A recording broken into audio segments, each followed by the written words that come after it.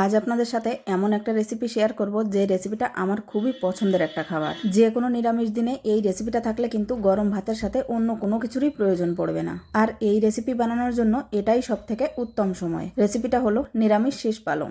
তার জন্য আমি একটা বেগুন, একটা আলু এবং শীষ পালং শাক ভালোভাবে কেটে ধুয়ে রেখে দিয়েছি। তারপর কড়াইতে দিয়ে দিলাম তেল আর বেশ কয়েকটা বড়ি বেশ ভালোভাবে লাল লাল করে ভেজে তুলে নিলাম। তারপর ওই তেলের ভেতরে 1 চামচ পাঁচফোড়ন, 2টো শুকনো লঙ্কা এবং ডুমো ডুমো করে কেটে রাখা আলুটাকে দিয়ে দিলাম। অল্প একটু গ্রেট করে আদাও এখানে দিয়ে দিলাম। বেশ ভালোভাবে আদা এবং আলু ভেজে নেওয়ার পর তারপর দিয়ে দিচ্ছি বেগুনগুলো। আবারও কিছুক্ষণ নাড়িয়ে নেওয়ার পর এর ভেতরে দিয়ে দেবো পরিমাণ মতো লবণ এবং হলুদ। বেশ ভালোভাবে আলু বেগুন ভেজে নেওয়ার পর এর ভেতরে দিয়ে দেবো পালং শাক। গ্রামের দিকে শীষ পালং শাক সহজে পাওয়া গেলেও শহরের লোকজন বা আমাদের দিল্লিতে বিশেষ করে এই শীষ পালং শাক কিন্তু তেমন পাওয়া যায় না। এখানকার লোক পালং শাকটাই খেতে বোঝে, শীষ পালং তেমন একটা খায় না। অনেক কষ্ট করে পাওয়া গেছে, তাই এই শীষ পালংয়ের নিরামিষ রেসিপিটি আপনাদের সাথে শেয়ার করছি। গ্যাসের ফ্লেমটা লোতে রেখে বেশ ভালোভাবে ঢাকা চাপা দিয়ে কয়েকটা চেরা কাঁচা লঙ্কা দিয়ে এই শীষ পালং শাক সেদ্ধ হওয়া পর্যন্ত রান্না করে নিলাম।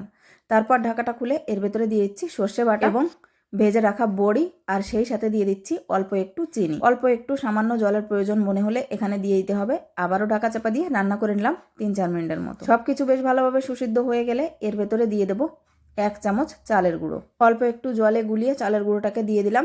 তারপর আবারও ভালোভাবে নাড়াচাড়া করে নিতে হবে এবং জলটা প্রয়োজন মতো শুকিয়ে নিতে হবে, এতে করে ঝোলটা একটু গাঢ় গাঢ় হয়ে যাবে। তো দেখুন বন্ধুরা, আমাদের রেসিপি কিন্তু একেবারেই রেডি। দুপুর বেলায় 1 থালা গরম ভাতের সাথে এই রেসিপি হলে কিন্তু অন্য কোনো কিছুরই প্রয়োজন পড়বে না। পালং শাকের থেকে আমার কাছে শীষ পালং শাকটা বেশি ভালো লাগে, তাই এই রেসিপিটা আপনাদের সাথেও শেয়ার করলাম। খুবই সিম্পল এবং সাদামাটাভাবে। তো আজকের মতো এই পর্যন্তই। আজকের রেসিপিটা কেমন লাগলো কমেন্ট বক্সে জানিয়ে যাবেন। সবাই ভালো থাকবেন, সুস্থ থাকবেন। টাটা।